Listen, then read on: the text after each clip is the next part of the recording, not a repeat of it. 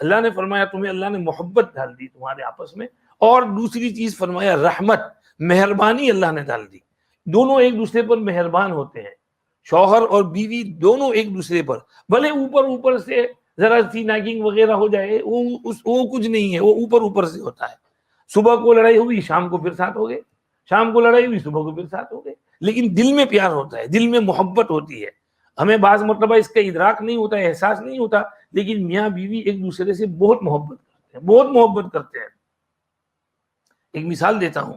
غزوہ احد کے موقع پر نبی کریم صلی اللہ علیہ وسلم پر بھی حملہ ہوا فوج کا، اور رومر پھیل گیا کہ نبی کریم صلی اللہ علیہ وسلم شہید ہو گئے. تو اب مدینہ شریف 3 میل دور، وہاں سے لوگ پیدل دوڑ پڑے، عورتیں بھی، مرد بھی، بچے بھی، میدان احد کی طرف جا رہے ہیں، بھاگ رہے، ارے حضور شہید ہو گئے، ارے حضور شہید ہو گئے، ایک دم بے چین ہو گئے، بوکھلا گئے سب. راستے میں ایک خاتون جا رہی ہیں، کسی نے اس کو کہا کہ بھئی جنگ میں تیرا باپ شہید ہو گیا. اس نے کہا انا للہ و انا الیہ راجعون. آگے چلی، کسی نے کہا تیرا بھائی بھی شہید ہو گیا. اس نے کہا انا للہ و انا الیہ راجعون. آگے چلی، کسی نے کہا تیرا شوہر شہید ہو گیا. بس اس پر ایک دم اس کی چیخ نکل گئی، رو پڑی، بے تحاشا بے قابو ہو گئی. جب یہ بات نبی کریم صلی اللہ علیہ وسلم کو پہنچائی گئی تو آپ صلی اللہ علیہ وسلم نے فرمایا ان للمرأة من الزوج لشعبة ما هي لشيء.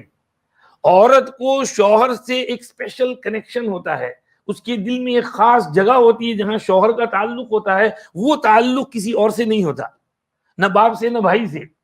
اب تک تو والد کے گھر میں وہ زندگی گزارتی رہی 20 22 25 سال، لیکن اب اس کی بقیہ زندگی شوہر کے ساتھ گزرے گی. فرمایا اس کو شوہر کے ساتھ ایک ایسا ربط اور تعلق اور کنیکشن ہوتا ہے جو کسی اور چیز کے ساتھ نہیں ہوتا. دیکھو اس عورت کو کہ شوہر کی وفات کی خبر سنی تو فوراً چیخ اٹھی، بے قابو ہو گئی. تو یہ تعلق ہے. اسی طرح شوہر کو بھی ویسا ہی ربط اور تعلق ہوتا ہے. میں عموماً سناتا ہوں، ہمارے دوست مولانا سلیم دھوراٹ صاحب لیسٹر میں ہوتے ہیں، ان کی مجلس میں کبھی کبھی ایک چاچا آتے تھے.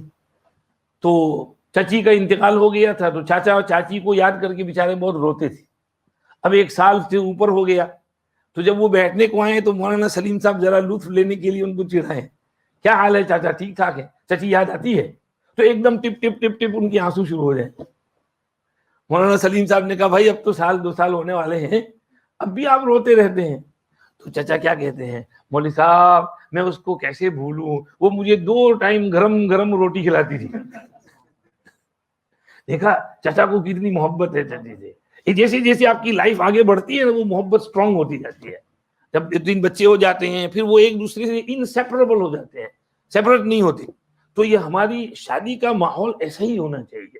یہ ویسٹرن انفلوئنس کو نہیں آنے دینا چاہیے، ان کے چکر میں نہیں آنے کا. ان کی شادی کی باتیں اور یہ ڈراما سب آتے ہیں، ان کو دیکھنے کا بھی نہیں. اس سے آدمی کا دماغ خراب ہو جاتا ہے. میاں بیوی میں آپس میں شیطان گھس جاتا ہے، لڑائی گھساتا ہے، نفسانیت آ جاتی ہے، شیطنت گھس جاتی ہے. پیار سے رہنے کا، محبت سے رہنے کا، ایک دوسرے کو ٹائم دینے کا، موبائل پہ نہیں رہنے کا، گیم نہیں کھیلنے کا، ادھر ادھر کی چیزیں نہیں دیکھنے کی. یہ تمہارا ابھی ابتدائی ایام ہے، تمہاری شادی کو جیل ہونے کی ضرورت ہے. اس کے لیے آپ نے بہت سیکریفائس دینی پڑیں گی. اپنی بہت سی ہابیز کو بھی سیکریفائس دینا پڑے گا، اپنے فرینڈز کو بھی سیکریفائس کرنا پڑے گا. فٹ بال کھیلنے جاتے ہیں، یہ کرتے ہیں وہ کرتے ہیں، تو بیوی کے خاطر اس کو بھی سیکریفائس کرنا پڑے گا.